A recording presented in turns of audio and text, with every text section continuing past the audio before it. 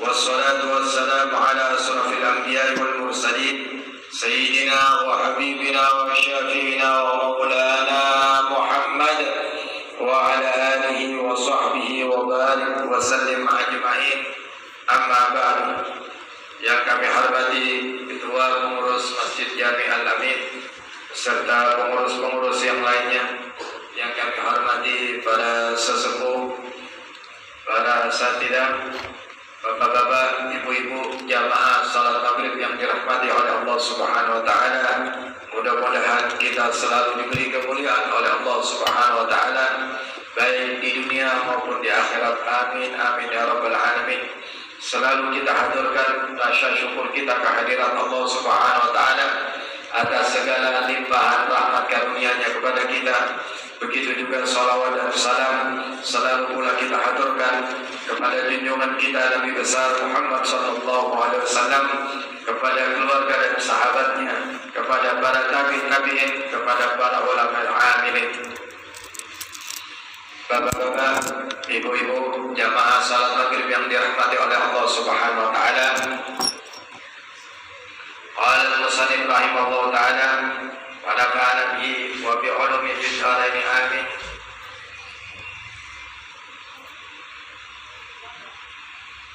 Wa tamakkana min asy-syuhudi wa 'arafa al-mulk wa 'arafa al-malik al-ma'bud wa raja'a ila al-baqa kana lillahi wa billahi fastaghna 'anil nuri bi musyahadati nurin nur li'anna sara aynan nur fasara malikan bil anwar ba'da an kanat malikatan lahu liftiqari ilaha qabla wusulihi ila asliha falamma wasala sara abdan lillah hurran mimma siwahu zahiruhu ubudiyatun wa batinuhu hurriyatun. Maka kemarin 2 minggu yang lalu dijelaskan bahwa orang yang sudah mencapai tingkatan hakikat di dalam ibadahnya kepada Allah, dalam menjalankan taat kepada Allah Subhanahu wa taala, mereka sudah tidak memerlukan yang namanya cahaya ibadah, karena memang yang ada di dalam hatinya Allah, Allah, Allah. Namun perlu diketahui, kemarin saya menjelaskan untuk hati-hati di dalam masalah ini. Jangan sampai salah paham. Ketika seseorang sudah mencapai maqam hakikat dan dikatakan dalam penjelasan ini fastaghna 'anil nur, maka dia sudah tidak perlu lagi cahaya ibadah. Dia tidak lagi perlu kepada sholat, dia tidak perlu kepada zikir dan sebagainya. Yang dilihat hanya Allah Subhanahu wa taala. Semakin dekat dengan Allah Subhanahu wa taala, maka dia hanya semakin perlu kepada Allah Subhanahu wa taala.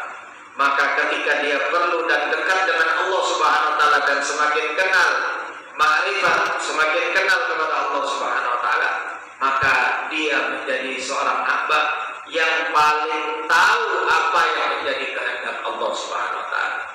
Bukankah sholat itu kehendak Allah? Bukankah kurban itu kehendak Allah? Bukankah puasa itu kehendak Allah? Baik yang wajib ataupun sunnah. Salat adalah kehendak Allah yang wajib maupun yang sunnah. Maka ketika menjalankan ibadah, bukan melalui ibadah untuk dekat kepada Allah, karena melalui melihat Allah Subhanahu wa taala baru dia tahu apa yang menjadi kehendak Allah Subhanahu wa taala. Inilah sekali lagi yang dipelintir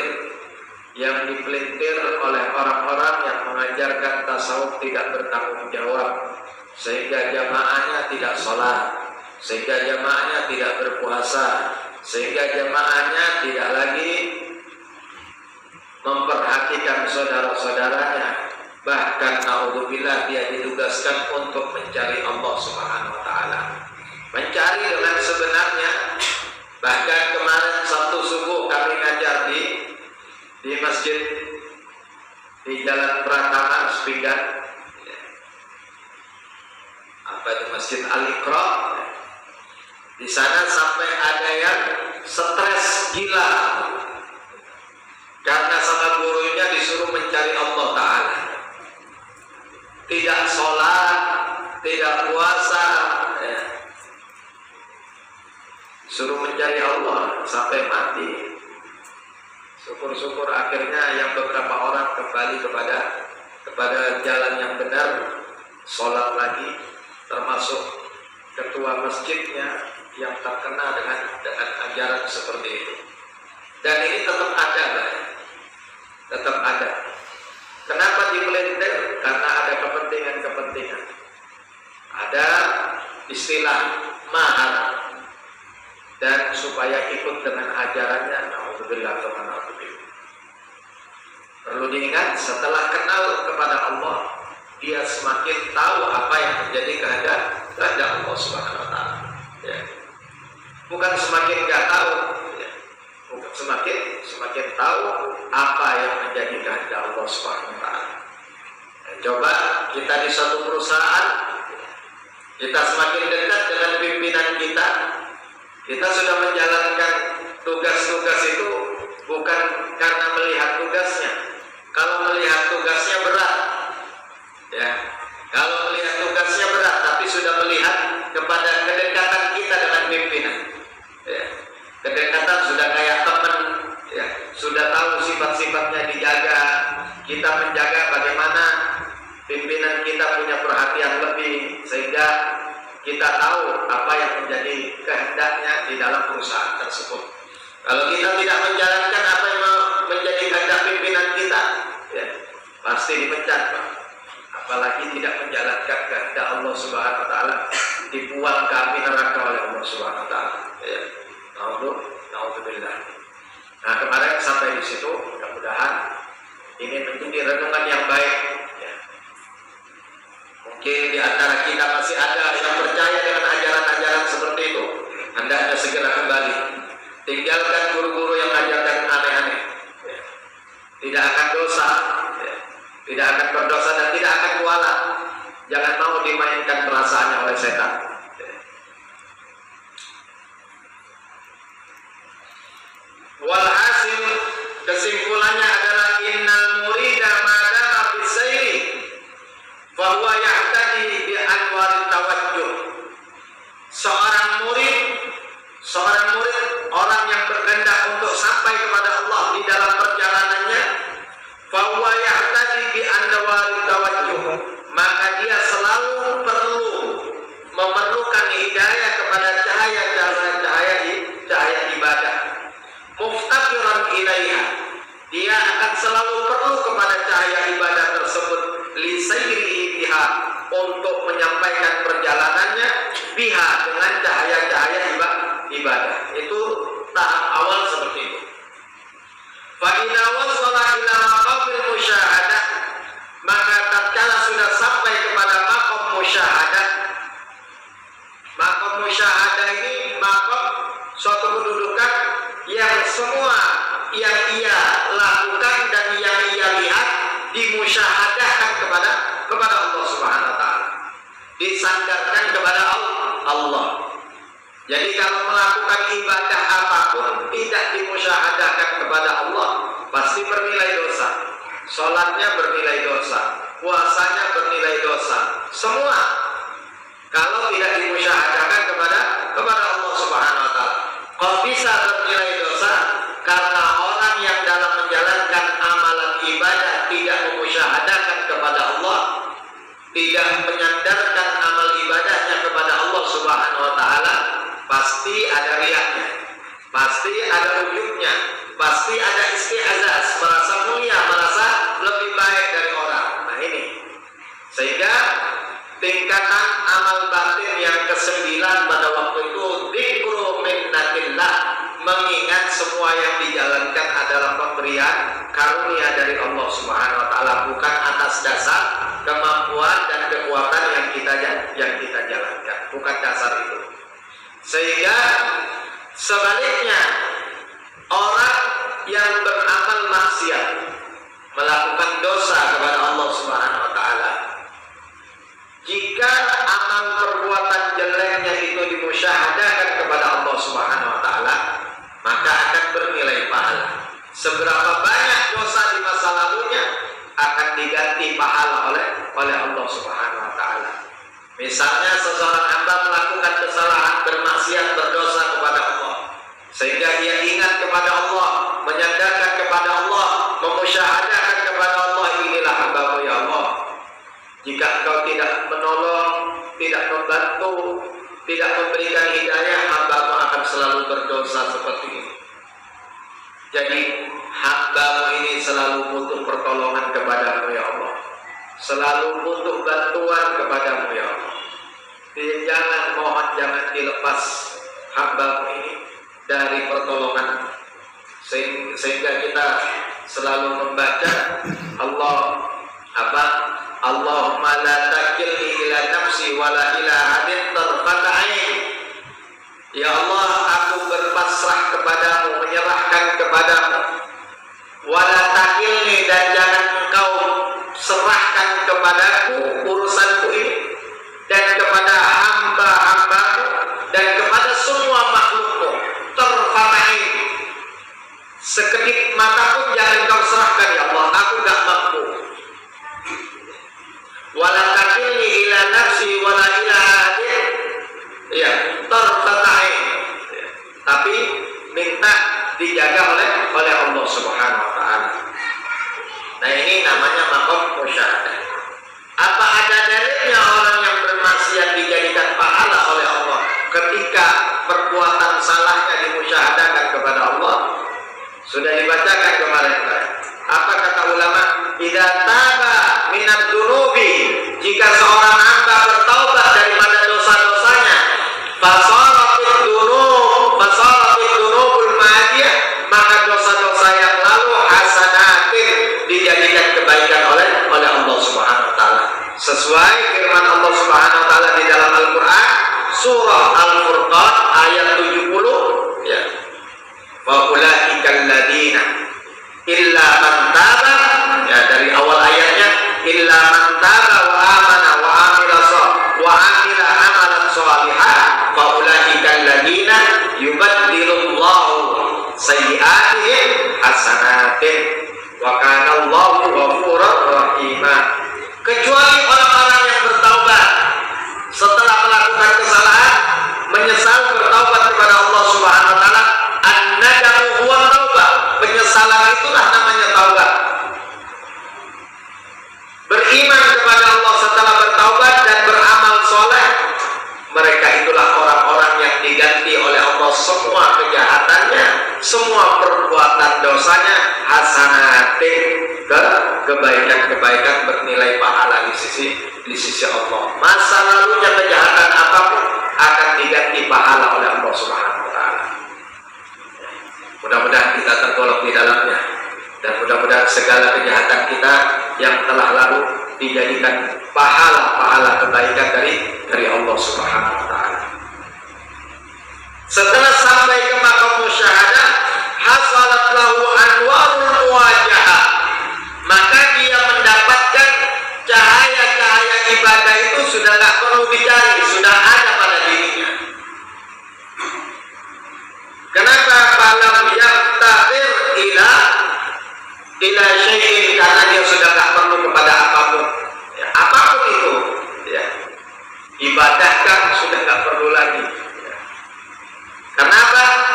Li'annahu lillah la li syai'in dunahu, karena semua yang dia amalkan dari awal karena Allah Subhanahu wa taala dan untuk Allah Subhanahu wa taala. Farrahibun hum wa humus sa'irun lil anwar, orang-orang yang menuju kepada Allah, yang berjalan kepada Allah, lil anwar, mereka berjalan menggunakan cahaya-cahaya ibadah. Li'tiqalihim ilaiha, karena mereka masih perlu kepada cahaya-cahaya ibadah tersebut. Wa farhuhum biha, dan mereka senang mendapatkan cahaya-cahaya ibadah tersebut. Wa haula'il wasilun, mereka yang sudah sampai kepada Allah Subhanahu wa taala, al-anwaru lahum, cahaya-cahaya ibadah itu sudah ada bersama mereka. Dirinya sudah diselimuti dengan cahaya-cahaya ibadah. Listirna'ihim anha, karena mereka sudah tidak perlu lagi kepada cahaya ibadah tersebut, namun sudah ada pada diri mereka billahi, bersama Allah Subhanahu wa taala. Bahum, maka keberadaan mereka lillah, untuk Allah Subhanahu wa taala, wa billah la li syai'in dunah. Silakan Pak, jika ada pertanyaan sebelum lanjut ke bab yang baru. Ya, jadi di situ tingkatan pada tahapan bab yang kedua di tahap akhir seperti itu. Nanti tahap akhir di bab ketiga beda lagi nanti. Jadi mulai dasar di tahap kedua semua diajarkan bagaimana kita untuk mengenal Allah Subhanahu wa taala. Jadi pikirannya qulillah biqalbika wa ruhika, maka sebutlah nama Allah dengan hatimu, dengan ruhmu. Ya. Kata siapa ini ulama? Asy-Syaikh li Syekh al-ayat, maka thumma qala Syekh hadhil ayat ala tariqi ahli isyarah. Ya. Syekh yang dimaksud adalah Al-Imam Ahmad Ibnu Athaillah, yaitu pengarang kitab Al-Hikam ini, ya. Karena beliau dari depan sudah membacakan ayat qulillah, katakanlah Allah Subhanahu wa taala dengan hati dan ruhmu, tsumma darhum fi khawdihim yal'abun, kemudian biarkanlah mereka yang belum sampai pada kedudukan ini, mereka biarkanlah sibuk dengan membersihkan hatinya, sibuk dengan menjalankan ibadah, ya, biarkan mereka sibuk dengan urusan-urusan seperti itu. Ini di dalam tingkatan tasawuf seperti itu. Namun di dalam tafsir nanti beda lagi, ya Pak, beda lagi penjelasannya, bukan seperti itu. Di dalam tafsir itu tentang biarkan mereka yang cinta kepada dunia, biarkan mereka sibuk-sibuk dengan dunia mereka. Tapi di dalam tingkatan ini biarkan mereka sibuk-sibuk bermujahadah dengan ibadahnya, bermujahadah untuk mendapatkan cahaya ibadah. Sebagaimana ayat zakat dijelaskan dalam ilmu tasawuf, innamas shadaqatu lil fuqara wal masakin. Bukan sedekah kalau di dalam ilmu tasawuf, bukan sedekah yang dimaksud sedekah itu harta, namun sedekah itu pemberian dari Allah, karunia Allah Subhanahu wa taala. Innama, hanya pemberian Allah, karunia Allah Subhanahu wa taala itu lil fuqara wal masakin, untuk fuqara dan masakin. Fuqara di sini tingkat keperluannya sebagaimana tingkat perlunya kepada makan. Kalau di sini tingkat perlunya kepada Allah Subhanahu wa taala, maka yang paling tinggi orang fuqara. Fuqara artinya orang yang sangat perlu kepada Allah Subhanahu wa taala. Nah, di sini ayat zakat oleh ulama tasawuf dijadikan dalil untuk sampai kepada Allah Subhanahu wa taala. Jadi orang yang sangat perlu kepada pemberian Allah itu dinamakan fakir dan miskin. Orang yang kaya di sini, kaya dalam artian orang yang nggak perlu kepada Allah Subhanahu wa taala, tidak akan mendapatkan apa-apa dari Allah Subhanahu wa taala. Ya. Nah, jadi ayat itu di sini sehingga sebagian ulama tafsir menantang kepada ulama sufi, sehingga ulama sufi memberikan dalil qad alima kullu unasin masyrabahum, membawakan dalil firman Allah Subhanahu wa taala, setiap orang sudah tahu kedudukannya masing-masing. Masyrabahum, tempat minumnya tahu, ya, kedudukannya. Orang syariat seperti ini cara menafsirkan ayat. Ya, kedudukan orang tingkatan para sufi begini cara menjelaskan ayat, ya. Qad alima kullu unasin masyrabahum, mereka manusia itu telah tahu tempat minumnya masing-masing, artinya sudah tahu kedudukannya masing-masing.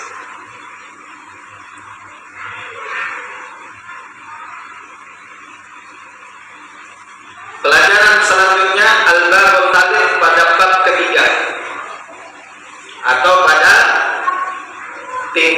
Ajaran yang ke-32, tasawwufuka ila ma batana fika minal ghuyubi khairun min tasawwufika ila ma hujiba anka minal ghuyub.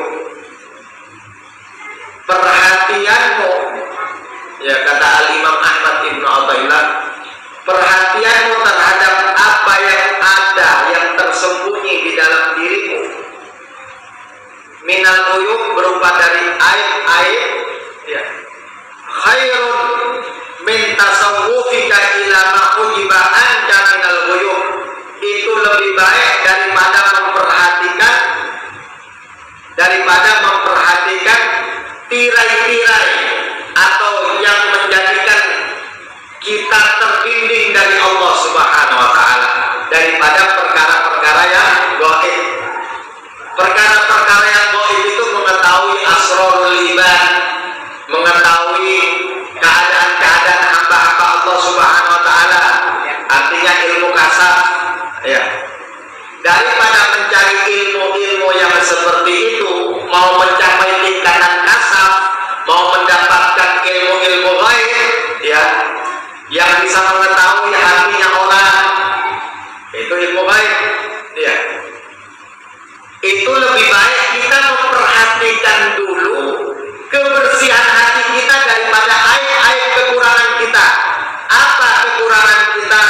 Hubbul mal, cinta kepada harta, hubbul jah, cinta kepada tingkatan apa namanya jah, maka baru punya hasud, sifat hasud, iri hati, riya.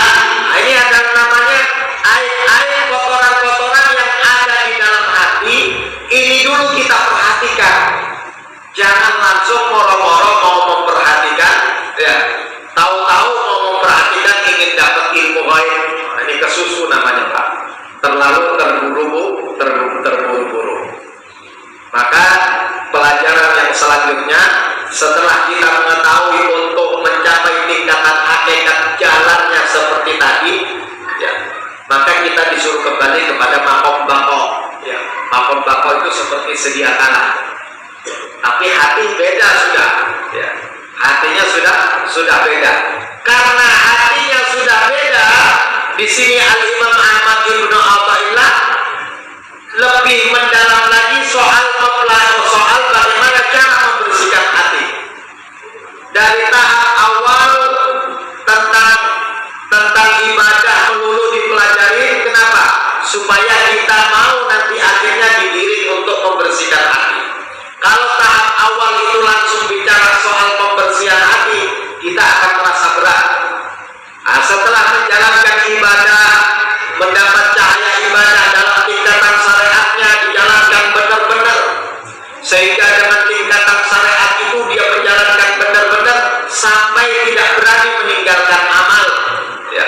Sehingga amal-amal zahirnya akan membekas kepada hatinya, sehingga hatinya bercahaya dengan ibadah-ibadah zahir tadi. Sehingga ketika bercahaya hatinya, dia punya yang namanya keimanan, dia punya di dalam amalan batin namanya ikhlas, dia punya kesabaran dengan amalan batinnya, dia punya amalan batin berupa hudurul qalbi, dia punya amalan batin berupa at-ta'zimu lillah, mengagungkan Allah, hatinya hormat kepada Allah Subhanahu wa taala. Hatinya juga punya amalan batin berupa al-halawah, manisnya di dalam beribadah kepada Allah Subhanahu wa taala.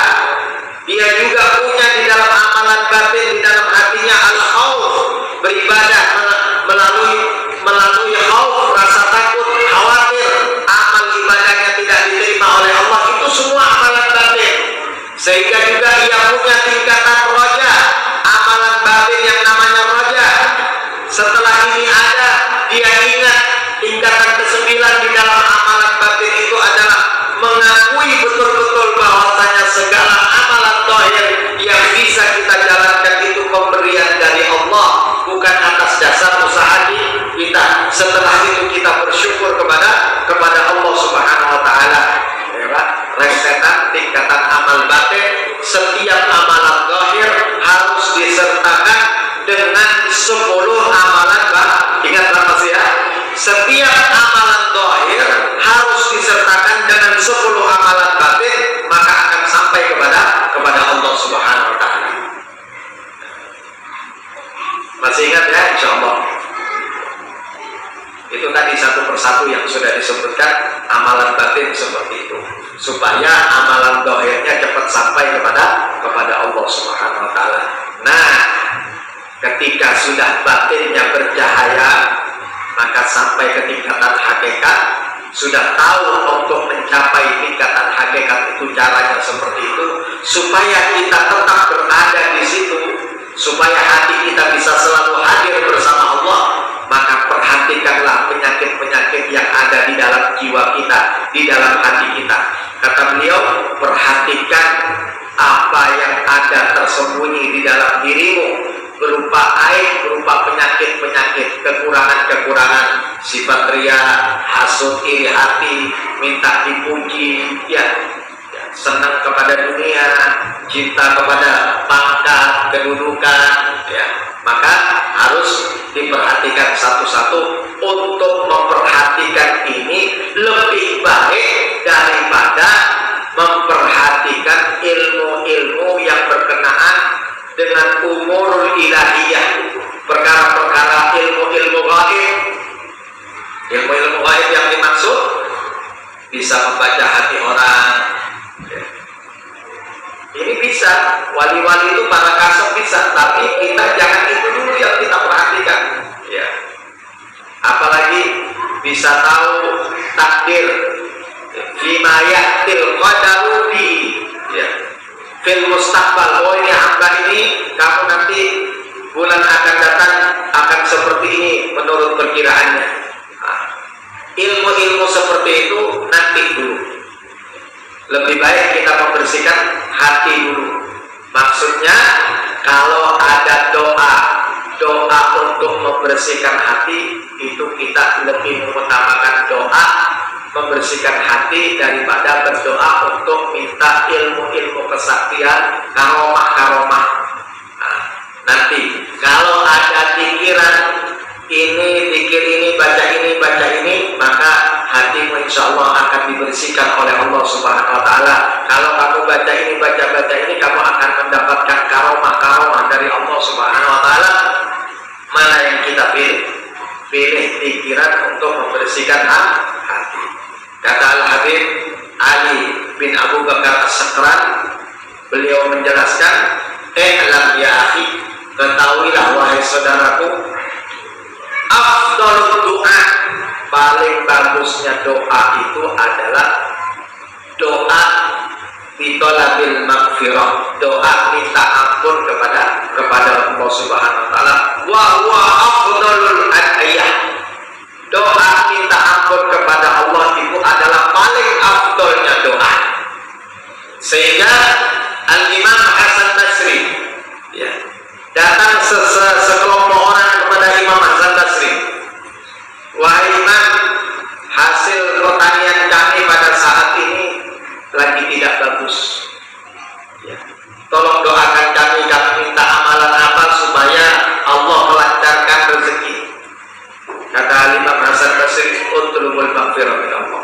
Mintalah ampun kepada Allah, baca istighfar amalannya. Datang lagi sekelompok orang, mengadukan keluarganya sakit,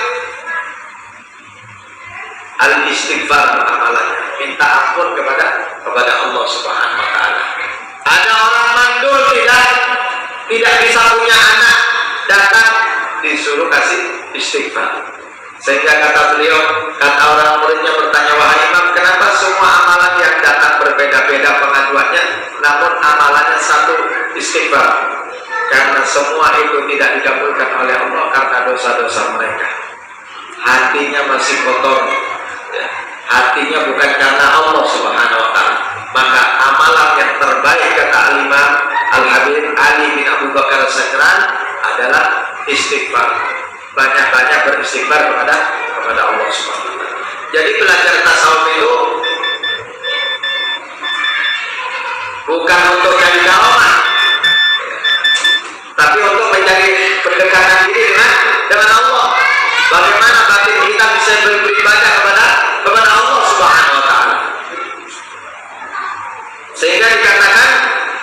dijelaskan, qultu tasawwufuka ayyuhal insan ila ma dhahara fika minal uyub kal hasad wal kibri wa hubbul jah.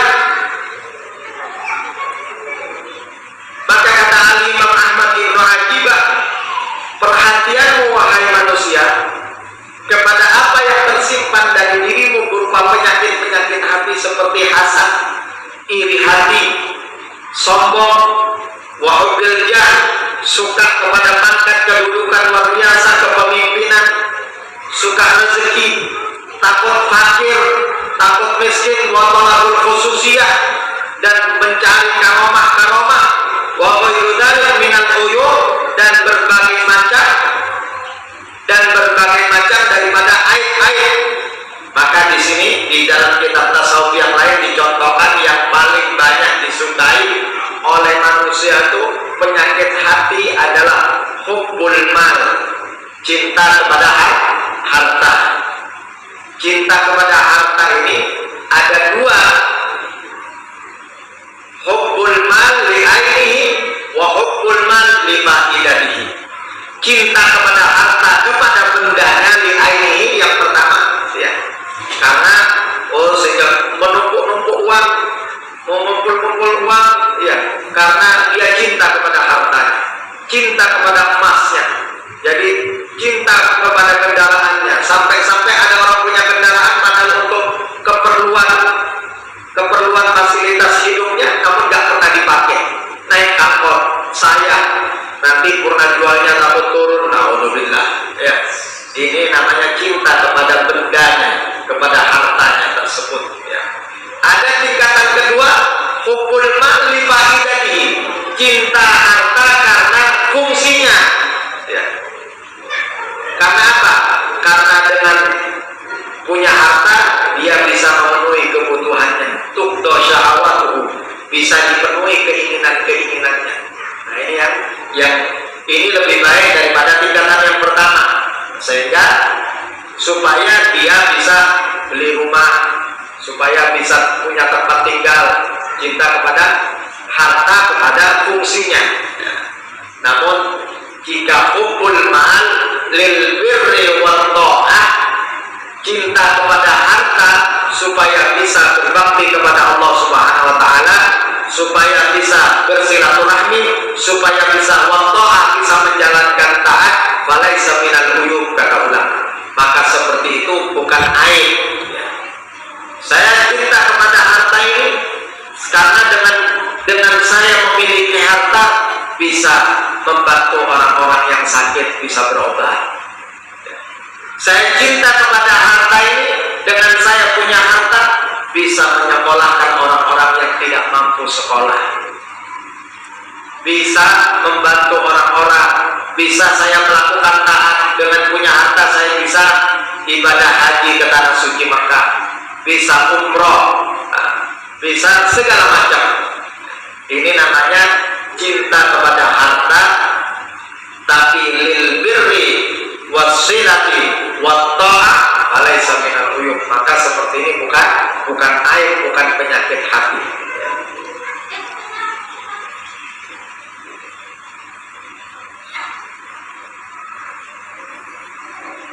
Wal bahthu anha was-sa'yu fi takhallusi minha afdalu min tasawwufika ila ma ujiba anka minal uyub.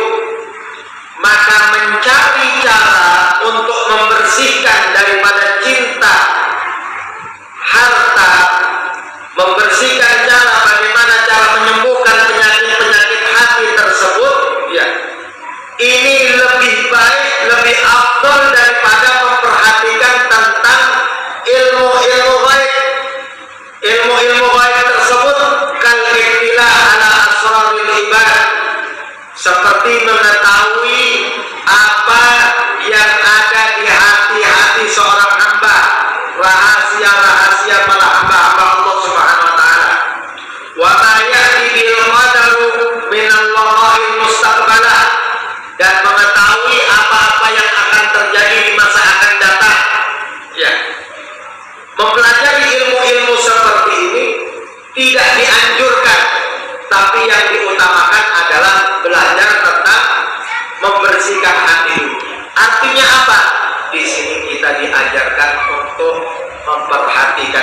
istiqomah di dalam beribadah kepada Allah. Karena dengan istiqomah beribadah kepada Allah itu akan dapat membersihkan jiwa.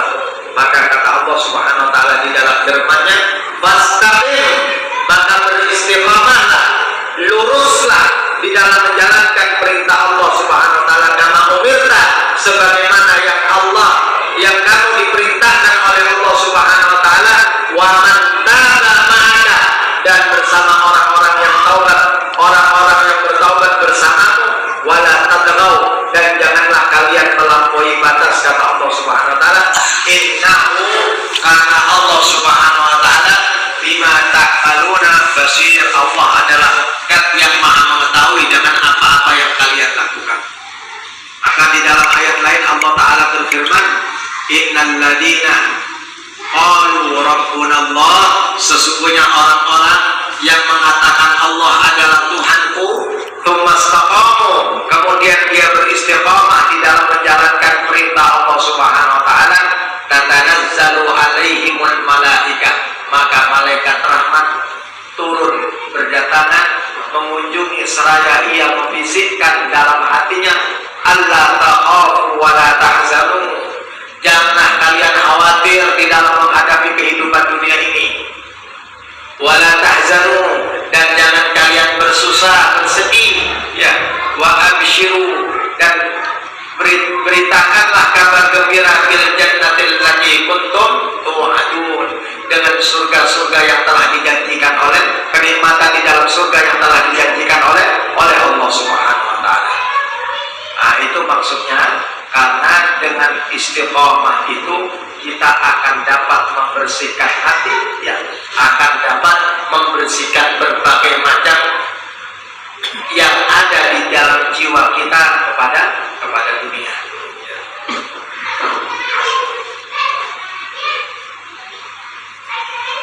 Wa kal ittila'i ala asrari ghawamid tauhid qabla al-ahliyah lahu, sebagaimana orang memperhatikan, mempelajari rahasia-rahasia ilmu tauhid yang sangat dalam,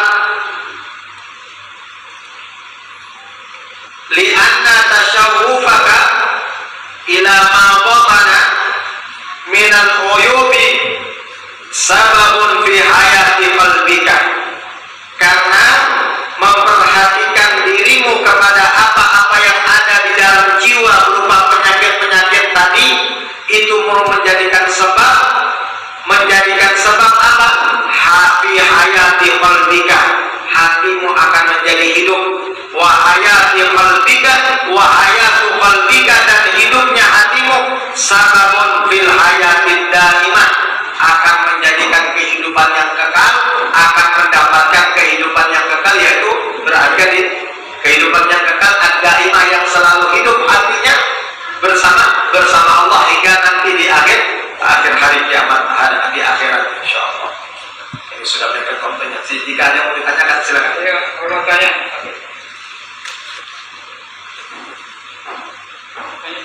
Ya, silakan. Yang ini sudah saya jelas, itu tanya yang lain itu tetap berhubungan dengan tasawuf.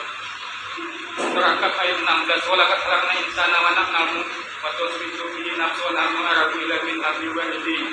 Telah kami ciptakan manusia, kami mengetahui apa yang diisikan dalam hatinya, kami lebih dekat kepadanya daripada orang lainnya. Surah Anda yang selalu takut dan merasa diawasi secara komprehensif oleh Allah Ta'ala, apakah surah Anda ini termasuk di ranah ayat tersebut? Dan apakah ayat tersebut yang saya bacakan itu termasuk sifat muraqabah Allah Ta'ala? Makasih. Memang ayat itu kita dianjurkan untuk bertafakur bahwasanya Allah Subhanahu wa taala selalu berada bersama kita, sehingga dijelaskan di ayat itu, wa nahnu aqrabu ilaihi min hablil warid, kami lebih dekat keberadaannya daripada urat napas hablil warid. Itu kita dalam bertafakur merenungkan bahwasanya Allah adalah zat yang maha dekat, maha kuasa untuk melakukan itu semua, ya. Wal ittilah, dan memperhatikan keperluan-keperluan hambanya, ya. Allah Subhanahu